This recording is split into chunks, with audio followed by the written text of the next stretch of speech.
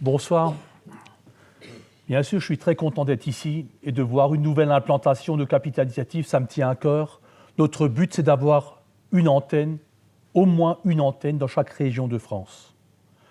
Ici, j'ai rencontré une équipe de gens compétents. Je suis très content, je suis venu assister aux premières réunions. Mais un ancien directeur des engagements, si ma mémoire est bonne, un ancien président du MEDEF, un ancien de la Chambre de commerce, les autres je ne les vois pas, pardonnez-moi, mais je suis très fier de cette équipe et de cette compétence que vous avez réunie.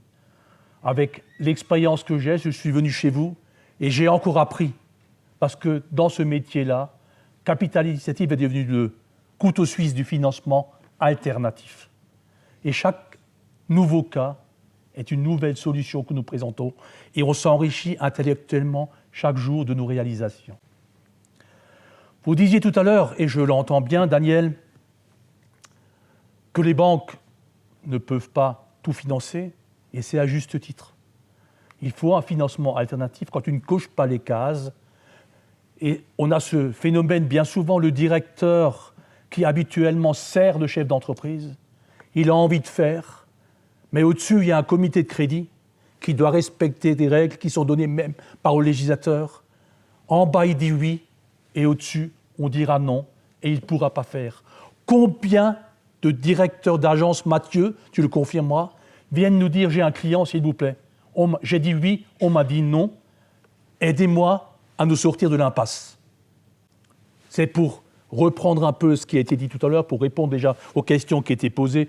Donc, Capital Initiative, on vous dit ici que vous connaissez le groupe Hanse Associés, parce que Emmanuel, il est où Emmanuel? Je ne le vois pas. Ah, très bien ici, dirige notre cabinet de toute la Franche-Comté, n'est-ce pas?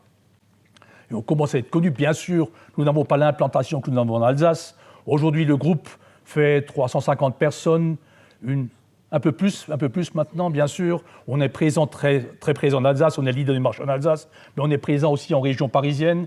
Ça fait 36 millions d'euros d'honoraires avec des activités annexes intéressantes comme la formation, comme Michel Simon Alsace, c'est nous, et Capital Initiative, bien sûr, c'est nous aussi. Alors, comment m'est venue l'idée de Capital Initiative? Quand j'étais, pendant de 2000 à 2008, vice-président de la CGPME, venaient toquer à ma porte des entrepreneurs qui avaient des difficultés, et j'assumais la défense individuelle. Quand les gens venaient, 3 motifs toujours. Un problème avec l'administration, souvent fiscale, un problème énorme, toujours avec les normes dans l'hôtellerie. Je ne vous cache pas, et vous le savez tous, qu'il y a 3000 hôtels aujourd'hui en France qui devraient fermer parce qu'ils ne sont pas aux normes. Et qui finance la mise en norme? Quand l'État prescrit quelque chose, il devrait au moins, pour le moins, accompagner par un financement parallèle pour qu'il puisse faire. Ces travaux qui sont imposés pour la sécurité n'amènent pas de valeur ajoutée à l'hôtel en lui-même, et bien souvent, ce n'est pas financé. On verra un film Mathieu à la fin, ce n'est pas financé. Et quand c'est financé, quand le banquier a accepté de financer ces travaux, on se rend compte qu'il ne dégagera pas de marge supplémentaire. Et là, on en a actuellement, on a des gens qui n'ont pas pu financer les travaux, mais aussi des gens pour lesquels les banques ont financé et qui aujourd'hui ne peuvent pas rembourser et qui viennent de revendre l'entier actif. L'augmentation de l'énergie. Pourquoi on ne s'intéresse pas plus à ce problème? Pourquoi les mouvements CGPM, MEDEF et autres ne se révoltent pas pour ce qui se passe? Cette augmentation, c'est des choses incroyables. On citait un exemple de quelqu'un qui payait 4 000 euros d'électricité par mois et qui est passé de 4 000 à 48 000. Bien sûr, les choses viennent au compte-gouttes. Mais il y a énormément d'entreprises qui ne se remettront pas de cette situation. Ça vient au compte-gouttes. Pourquoi? Parce qu'on a des tarifs qui sont encore en place. Et ensuite, quand le contrat vient à échéance, il y a une nouvelle chose qui apparaît. Et là, les sommes sont... Enfin, c'est incroyable ce que je vois. Les gens qui nous contactent, c'est incroyable. Alors, je me suis dit, mais pourquoi la presse n'en parle pas? On parle des gens qui veulent travailler 2 ans de moins que ce qui ferait du bien à tous les Français. Et on ne parle jamais du problème qui est un problème crucial. On est en train de saborder notre économie. Alors j'ai posé la question à quelques amis dans la presse, et une journaliste de Arte est allée voir ses collègues. On m'a répondu, on n'en parle pas, personne ne comprend rien. Personne ne comprend rien. Pourquoi l'électricité augmente? Qu'est-ce qui s'est passé? Ce n'est pas le sujet du jour, mais ce phénomène, pourquoi j'en parle maintenant? Avec ça, vous aurez des dossiers à l'appel. Beaucoup seront morts, mais ceux qui sont encore vivants, on pourra encore donner du sérum. Je dis toujours à mes différentes antennes, Ne donnez pas du sérum à quelqu'un qui est mort, ça ne servira à rien, mais essayons de sauver celui qui est encore vivant. En 1997, quand quelqu'un venait, il lui manquait 3 000 €. Je me souviens de quelqu'un qui était en liquidation, il n'avait plus de voiture pour aller voir le liquidateur parce que tout a été saisi. On lui a donné 10 000 € pour qu'il puisse acheter une voiture. On a fait un peu n'importe quoi. On était les pompiers de service, une urgence. J'ai appelé des copains, donnez-moi un peu d'argent. C'était un capital initiative d'urgence et qui n'était pas pérenne. J'ai perdu beaucoup d'argent dans cette affaire et on est arrivé à un stade ultérieur quand, c'est vrai, quand Sarkozy a été élu, on avait de la chance en 2000. J'ai fait venir Madeleine Mulhouse parce qu'il s'est intéressé au capital de proximité. Et à l'époque, tout le monde disait qu'il fallait rentrer au capital des petites entreprises. Ce qui est une hérésie. Le capital est tellement faible par rapport aux besoins qui est demandé que ça n'a aucun sens.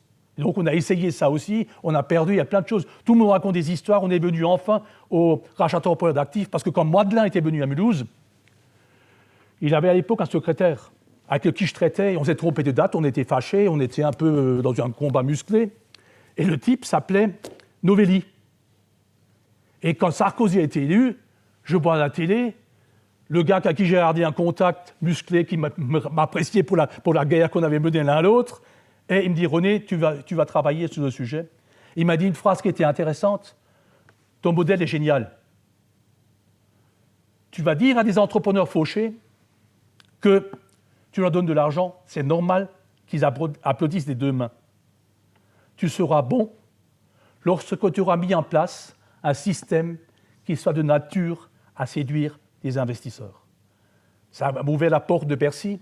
J'étais allé 6 fois à Bercy pour remettre en place ce qui est devenu le rachat temporaire d'actifs.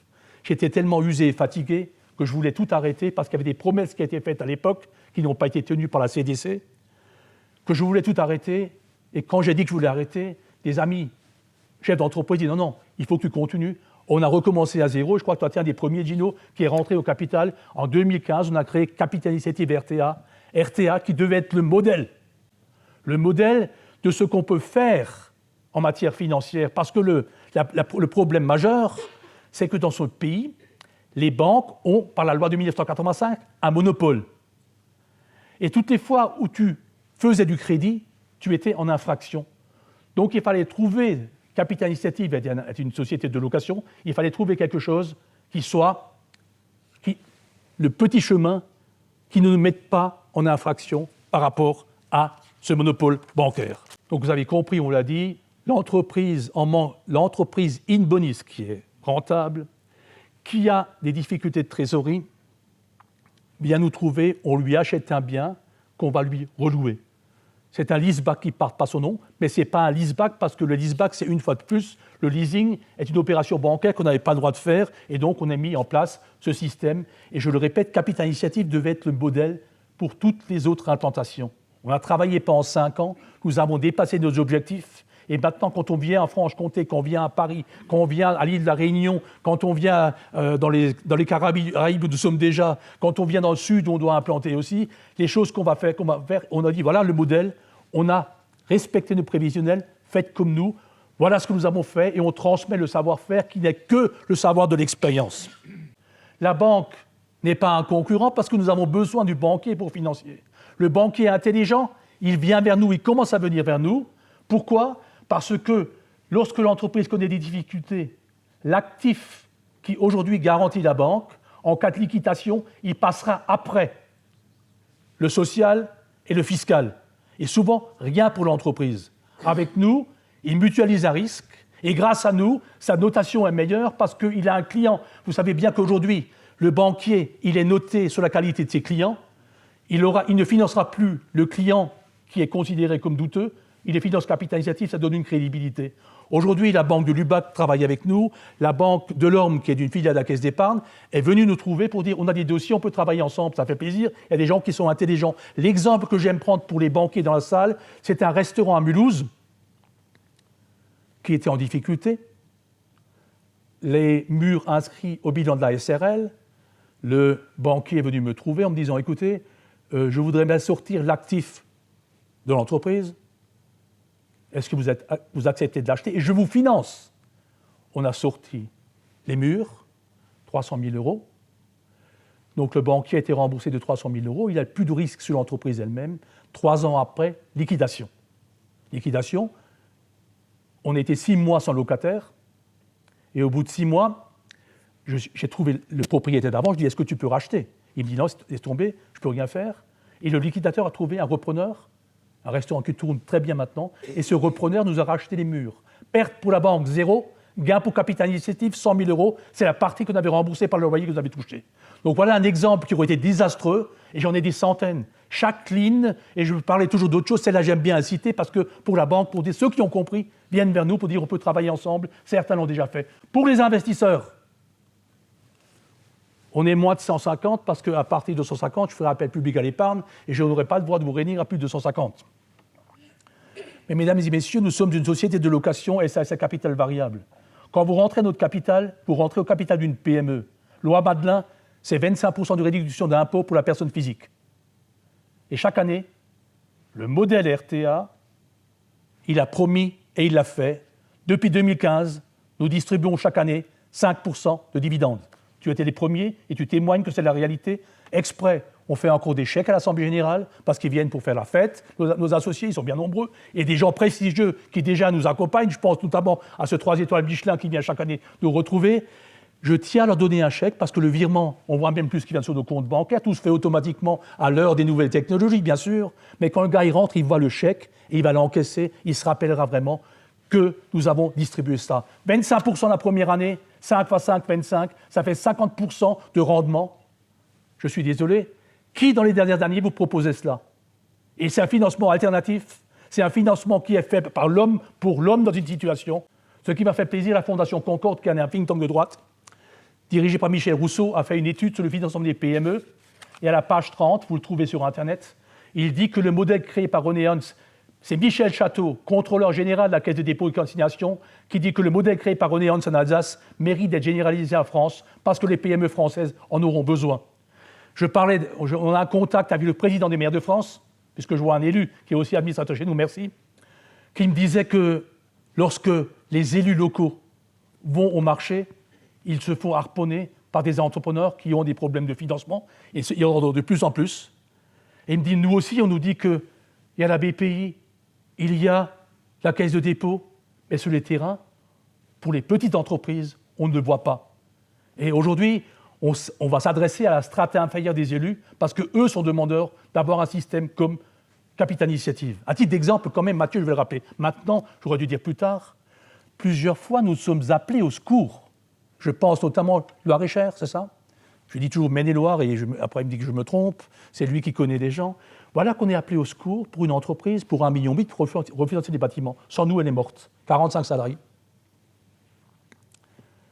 Qui nous appelle au secours? Le commissaire de redressement productif, le préfet et le directeur de la Banque de France. Voilà 3 éminents fonctionnaires de l'État français. Et je disais à Arnaud Montebourg, Arnaud, tu as créé les commissaires de redressement productif, ce sont des pompiers qui vont au feu sans eau. Et ce dossier, j'ai renvoyé là-bas, j'ai dit Capital Initiative, on est prêt à faire, mais nous on cherche toujours en financement. Messieurs, les 3 préfets, directeurs de Banque de France, commissaires de redressement productif, trouvez-moi un financement. Eh bien, il n'y avait plus personne en face de moi. Nous avons trouvé le financement et nous l'avons fait. Maintenant, on me propose de venir là-bas pour faire une conférence de presse pour dire que les 3 ont sauvé une entreprise. Je n'ai pas voulu aller dans le Maine-et-Loire pour raconter cette histoire à laquelle je ne crois pas. Alors, là, quelques histoires toujours. Alors, bien sûr, à un moment donné, dans l'Alsace, je lisais qu'il y a un paysan qui cherchait 10 000 € pour acheter quelques vaches pour faire son cheptel de l'année, pour bosser. J'ai dit à Mathieu, va voir si le type est à peu près normal, on va lui acheter des vaches. Et bien sûr, dans les conférences, les journalistes qui souvent ne comprennent rien en économie comme le reste des Français, ils sont contents de voir que, voilà, ils financent des vaches, on a des vaches à l'actif du bilan, ça fait rire. Et souvent, quand les gens rentrent chez eux après une conférence, on ne retient que 10% de ce qui est dit lors d'une conférence, mais ça, croyez-moi, ils l'auront retenu. C'est toujours des mots qui choquent. Alors, c'est une petite histoire. On ne sait plus où sont les vaches d'ailleurs parce qu'elles ont disparu entre-temps. Il les a revendues, ça ne dure pas 1 an la vache, n'est-ce pas? Bon, c'est pas grave, continuez. J'ai vu quelques articles de presse, celui que je suis plus fier, c'est celui d'Immobilier, surtout encore qu'alsacien. Et combien de fois les Français, on nous dit, allez voir ce qui se passe en Allemagne. Mais c'est un article, cher Alsacien, qui est en face de moi là. On a un article, demi-page avec photo, Ça remonte à 2011, dans la Frankfurt Allgemeine Zeitung, journal numéro 1 en Allemagne, économique numéro 1, c'est vraiment une référence. Le journaliste, Hilaire von Gertingen, il a écrit des bouquins sur c'est lui qui est rentré dans le bureau de Merkel, spécialiste de la France, parce qu'il parlait français, il fait des études en France, c'est allemand, n'est-ce pas? Donc cet article, bien sûr, quand vous dites à un Allemand que vous êtes dans la Frankfurt Allgemeine Zeitung, il se met immédiatement au garde à vous, ça vous le savez. C'est une société qui manque de trésor, on lui rachète un bien, on lui loue, il y a de la trésorerie qui rentre dans son bien. Le deuxième, acquisition pour une entreprise, je prends des exemples, voilà, un jeune qui est au chômage, qui veut acheter un camion pour faire du transport lui tout seul, la banque ne lui finance pas, on lui achète le camion pour qu'il aille bosser. Il y aura un film tout à l'heure où on montrera bien une histoire, c'était une pizzeria à Kaisersberg. C'était un jeune couple qui exploite une pizzeria perdue, alors qu'il y a une rue centrale à Kaisersberg, il voulait acheter un bâtiment, il verse un acompte de 50 000 € comment on appelle ça, à la réservation, 50 000 € qui sont perdus, s'ils n'achètent pas. La banque locale, les copains lui ont dit, on va faire. Donc ils ont regardé 50 000 €. Et là, le pauvre directeur d'agence, il lui a dit, comme toujours, au-dessus, on a dit non. Les gens vont perdre 50 000 €. Le type est assez fou pour aller casser, je crois, la porte de la banque, parce qu'il était tellement remonté. Et ils sont venus chez Capital Initiative. Alsace, donc une filiale à Capital Initiative maintenant. Et on a financé l'opération, il tourne du feu de Dieu. Vous verrez un petit film tout à l'heure sur ce sujet-là.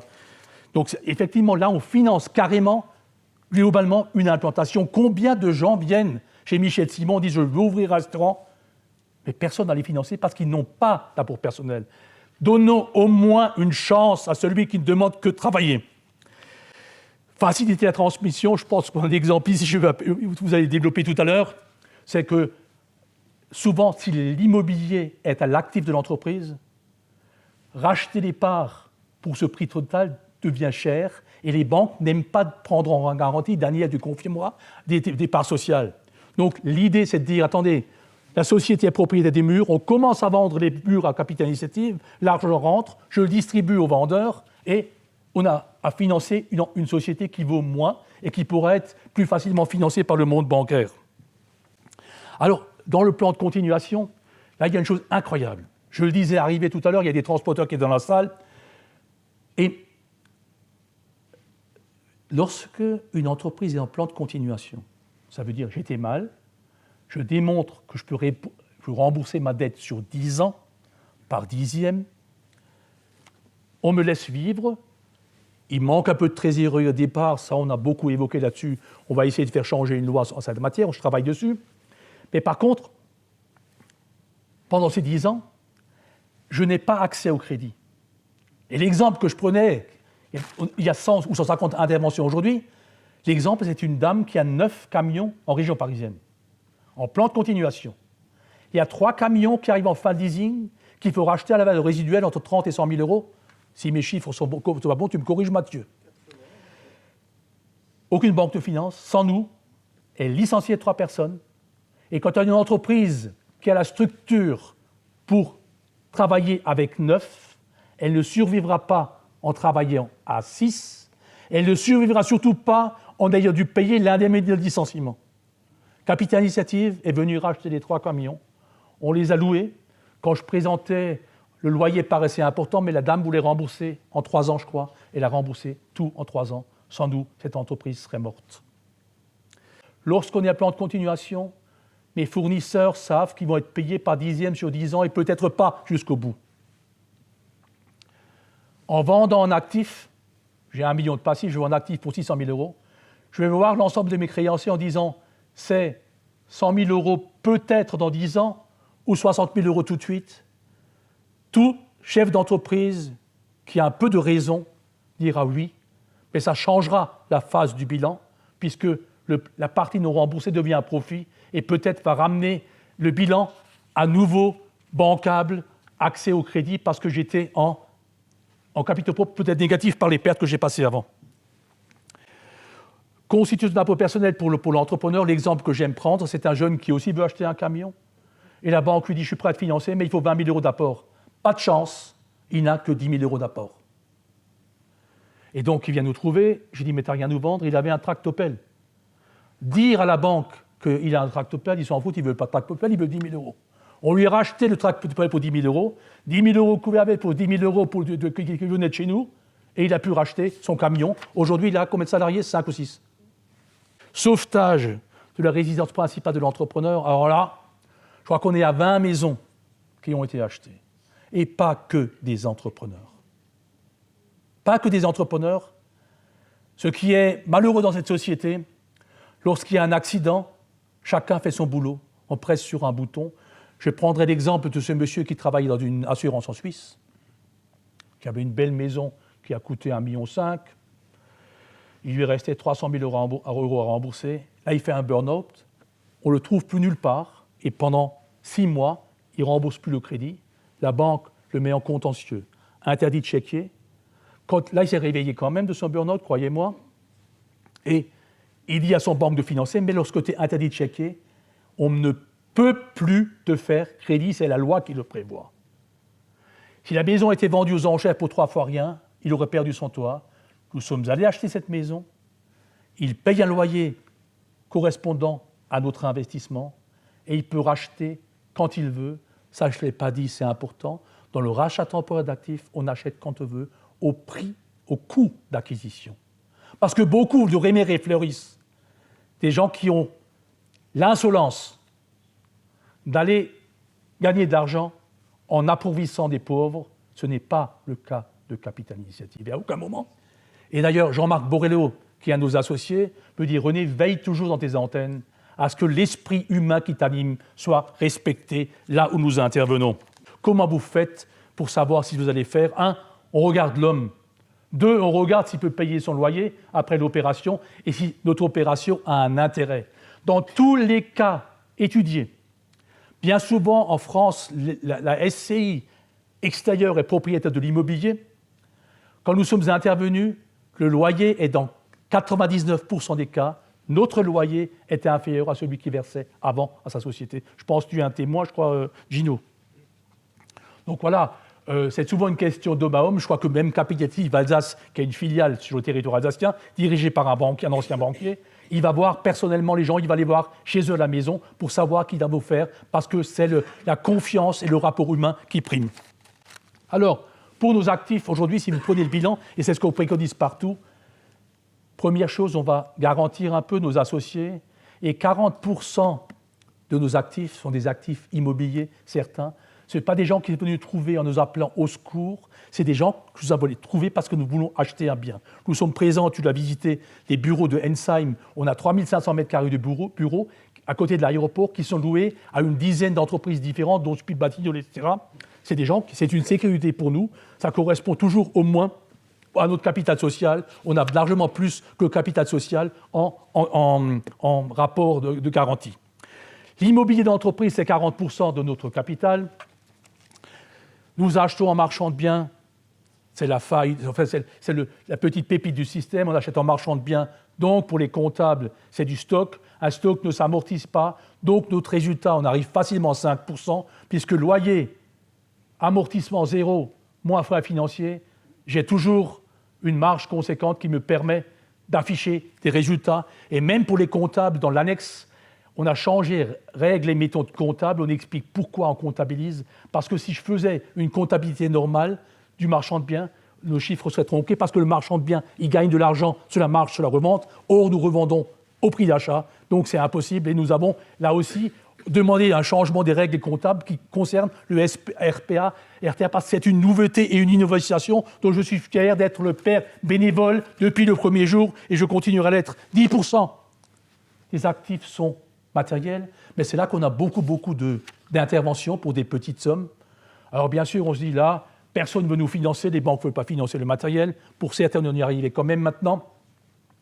Et nos calculs à l'origine étaient faits dans le système que si tous les clients financés par de l'actif ne payent pas, on arrive quand même à sortir nos 5% et à garantir le capital qui est là. Pour l'instant, les gens payent. Le scénario catastrophe qu'on a imaginé au départ, et je vous garantis, notamment dans l'immobilier d'entreprise, là, celui que je vais peut-être tout... Oh, j'en ai parlé. L'immobilier d'entreprise, comment on appelle, solidaires, les gens qui ont tout perdu. croyez-moi, le loyer est ridicule, mais ils le payent toujours. Aujourd'hui, RTA, on a commencé tout petit, mais les chiffres parlent d'eux-mêmes. Nous avions au 31 décembre 2022 28 millions d'euros d'investissement, 865 restés en trésorerie, et vous voyez un peu les rapports 40-40, ça veut être 10 et 10, c'est pratiquement respecté. On n'est pas loin des engagements que nous avons pris, et c'est quand même, si on additionne les trois sociétés, enfin les sociétés qui existent maintenant, ça commence à compter sur le territoire national. Nous sommes des francs-tireurs. On a demandé plusieurs fois à la Caisse de dépôt, qui s'était engagée à rentrer le capital, d'y rentrer. On a demandé à la BPI d'y rentrer, parce que l'un envoie sur l'autre, et ils sont toujours aux abonnés absents. Il n'y a que des grandes promesses à ce niveau-là. Peut-être qu'ils reviendront quand on grandira. On commence à être connus, quand la presse parle de nous, qu'on passe à la télé, ça va être autre chose. Mais c'est quand même triste dans ce pays. Parce que, je l'ai dit tout à l'heure, quand les représentants de l'État nous appellent au secours, et que la structure elle-même ne peut pas répondre, et que ce sont des francs-tireurs en pas qui doivent le faire, je suis caution, mesdames et messieurs, à titre personnel, pour 3 millions d'euros pour Capital Initiative. Est-il normal qu'un simple citoyen, relisez les déclarations des droits de l'homme qui est en préambule de notre Constitution, c'est pas ce qui est dit. Il n'y en a pas un qui a payé plus que les autres. Et nous le faisons parce que nous croyons en la libre entreprise. RTA, au 31 décembre, 113 opérations qui sont actuellement en cours, qui sont financées.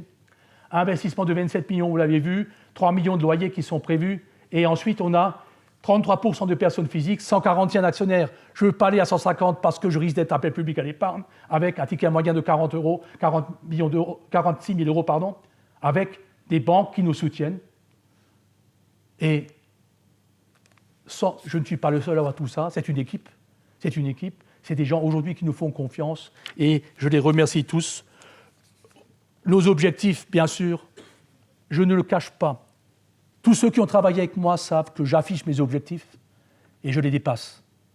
Mon objectif ici, devant vous tous, je le dis, Capital Initiative doit être le premier opérateur en France du financement alternatif et nous le ferons.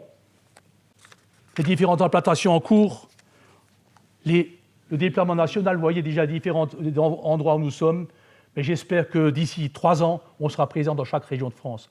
Ce n'est pas René Hans qui devrait être caution, mais dans chaque région, soit la région elle-même qui a la compétence économique, soit les communautés de communes qui ont la compétence économique, devraient se porter caution pour assurer nos financements et nous laisser aller bien au-delà.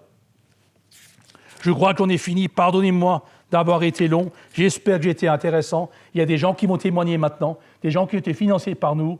Merci de votre attention et vive Capital Initiative.